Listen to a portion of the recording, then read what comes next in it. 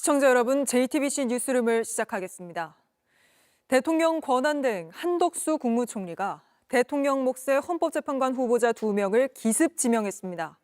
국회 몫으로 청문회를 거친 뒤 대기 중이던 마흔혁 후보를 석 달 만에 갑자기 지각 임명하면서 대통령 몫 후보자 2명도 함께 발표해버린 겁니다. 일단 권한대행인 총리가 대통령의 고유 권한인 인사지명권까지 행사한 걸 두고 월권이라는 논란이 일고 있는데, 지명된 후보자 중 한 명이 또 윤석열 전 대통령의 절친으로 12.3 계엄에 연루돼 피의자 조사까지 받았던 이완규 법제처장입니다. 첫 소식 김태영 기자입니다. 한덕수 대통령 권한대행이 후임 헌법재판관 후보자로 이완규 법제처장과 함상훈 서울고등법원 부장판사를 지명했습니다.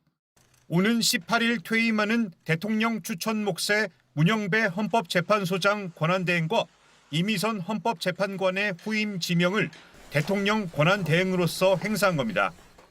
이 후보자는 윤석열 전 대통령과 서울대 법대 사법연수원 동기이며 대선 캠프에도 합류한 바 있습니다. 함 후보자는 김경수 전 경남지사의 드루킹 댓글 조작 사건 항소심에서 징역 2년의 실형을 선고한 바 있습니다. 한 대행은 최상목 경제부총리에 대한 탄핵안이 국회에서 언제든 가결될 수 있고 실제 경찰청장 탄핵 심판이 진행 중인 점 등을 고려했다고 설명했습니다. 그러면서 사심 없이 나라를 위해 슬기로운 결정을 내리고자 최선을 다했다며 이번 결정에 대한 책임은 본인에게 있다고도 했습니다. 하지만 대선이 6월 3일로 확정되면서 한 대행의 임기는 2달도 채 남지 않았습니다. 여기에 대통령 권한대행이 대통령 몫의 헌법재판관 후보자를 지명한 건 이번이 처음일 정도로 이례적입니다. 한 대행은 석 달 넘게 임명하지 않고 있던 마흔혁 헌법재판관도 임명했습니다.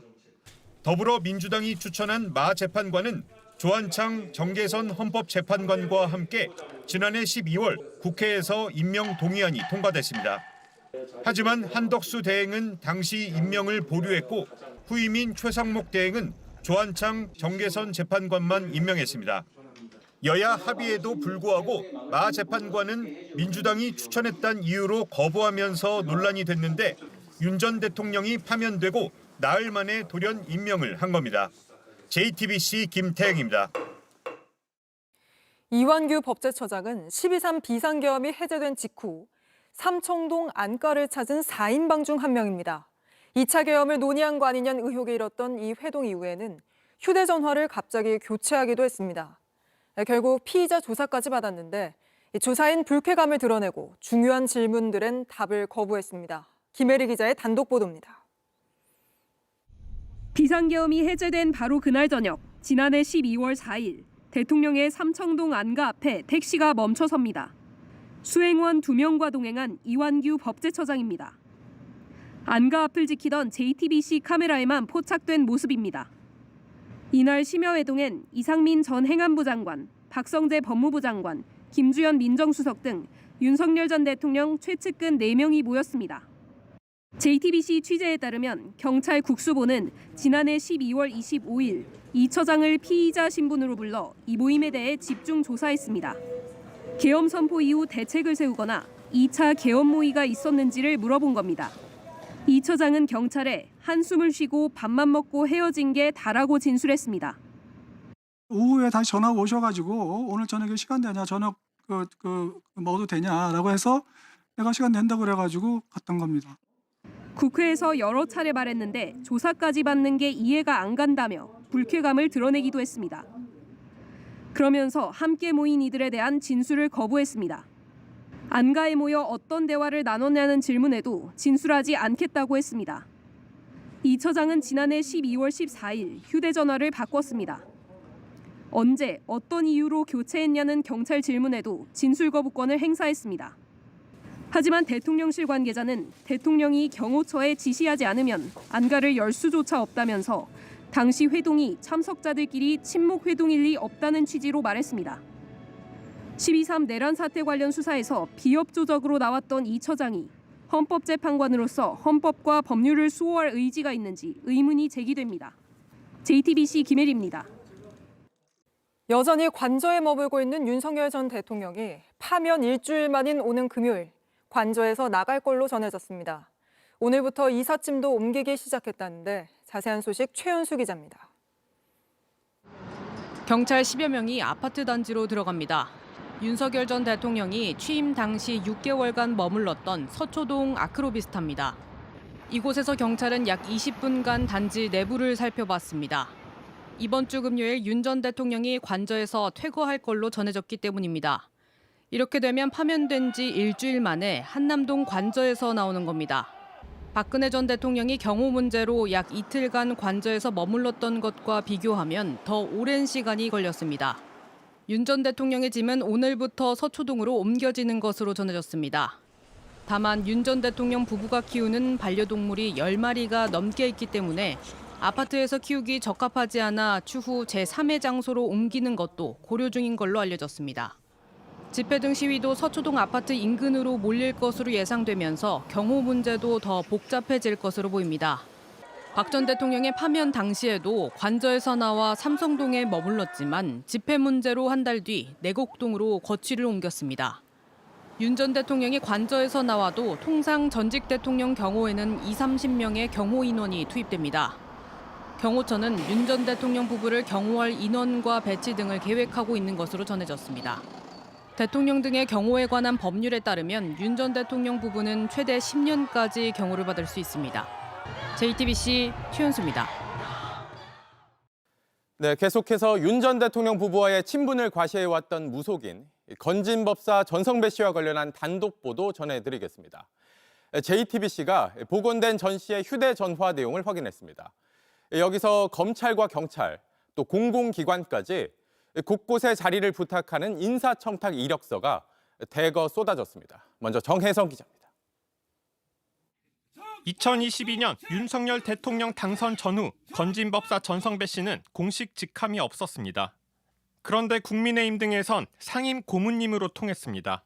전 씨에게 각종 인사청탁이 들어왔고 그 내용은 휴대전화에 남아 있습니다.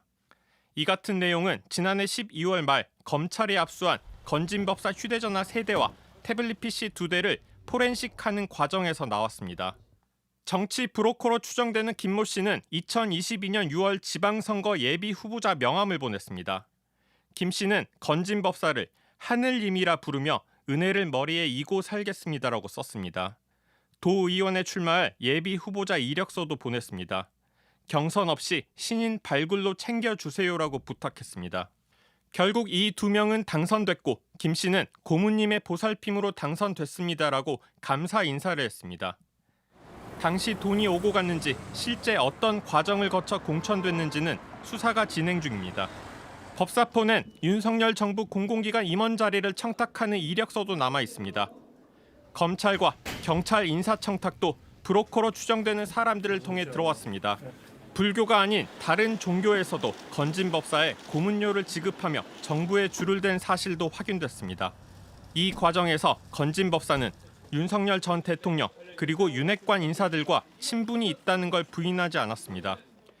건진법사는 검찰에 추궁해 나는 운명을 점치는 일반인일 뿐이라고 했습니다. 윤석열 정권에 가까운 사람을 만나려고 나를 고른 것 같은데 잘못 골랐다며 내가 힘이 있는 줄 착각해서 그런 것이라고 답했습니다. 하지만 이를 들은 검찰은 종교인 행세를 하는 정치 브로커 아니냐는 말까지 한 걸로 알려졌습니다. JTBC 정혜성입니다.